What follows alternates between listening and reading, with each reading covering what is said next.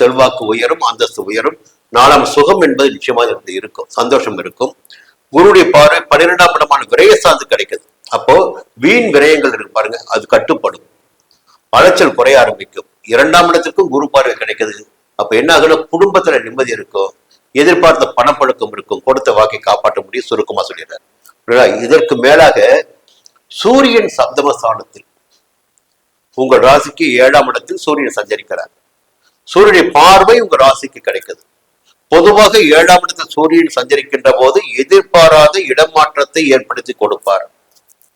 அந்த இடமாற்றம் என்பது பாத்தீங்கன்னா ஒரு நிரந்தரமாக ஒரு ஊரில் தொழில் செய்து கொண்டு இருக்காது. சில பேர் பாத்தீங்கன்னா ஒரு இடத்தை புதுசா வாங்கியிருக்கலாம், வீடு கட்டுக்கலாம், அங்க குடிபெயரலாம். ஆனா உத்தியோகத்தில் இருக்காங்க பாருங்க, அவர்களுக்கு நிச்சயமாக இந்த காலகட்டத்தில் ஒரு இடமாற்றத்தை எதிர்பார்க்கலாம். புரியுங்களா? உத்தியோகத்தில் இருப்பவர்களுக்கு ஒரு இடமாற்றம் ஏற்படுவதற்கு வாய்ப்புகள் 100% இருக்கிறது. ஒரு சிலருக்காவது ஏற்படுத்திடும். கொஞ்சம் எப்பொழுதுமே எச்சரிக்கையாக இருந்துட்டு இருங்க. அடுத்து பாத்தீங்கன்னா சுக்கிரன் 8ஆம் இடத்துல, கையில பணப்பழக்கம் இருக்கும், நிம்மதி இருக்கும். செவ்வாய் 6ஆம் இடத்துல, இந்த வழக்குகளில் வெற்றி பெறக்கூடிய நிலைகள்லாம் இருக்கு பாருங்க.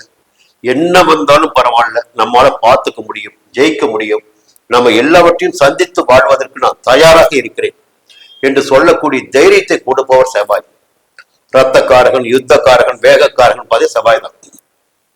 அந்த செவ்வாய் 6ஆம் இடத்தில் சஞ்சரிக்கின்ற போது உங்களிடம் ஒரு வேகத்தை ஏற்படுத்துவார், உடலில் ஆரோக்கியத்தை ஏற்படுத்துவார், எதிர்ப்புகளை வெல்லக்கூடிய சக்தியை உண்டாக்குவார், வழக்குகளில் ஜெயத்தை ஏற்படுத்துவார்.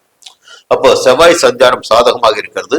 ராகு சகாயஸ்தானத்தில் எடுக்கின்ற முயற்சிகள் எல்லாம் வெற்றியாகும். அப்போ முயற்சிகள் மட்டும்தான் உங்களுடையதாக இருக்கும். அது வெற்றி என்பது ராகு கொடுக்க போறார் உங்களுக்கு. அப்ப எந்த அளவிற்கு உங்களுக்கு முயற்சி இருக்கிறதோ அந்த அளவிற்கு ஆதாயம் காணப்போகிறீர்கள். கேது 9ஆம் இடத்துல பாக்கியஸ்தானத்துல தெய்வ அருளும் உங்களுக்கு இருக்கு. அப்போ இந்த நேரத்துல பாத்தீங்கன்னா எல்லா வகையிலுமே தனுசு ராசினருக்கு ஒரு யோகமான வாரம் தான். மீண்டும் அடுத்த வாரம் சந்திக்கிறேன். நன்றி, வணக்கம்.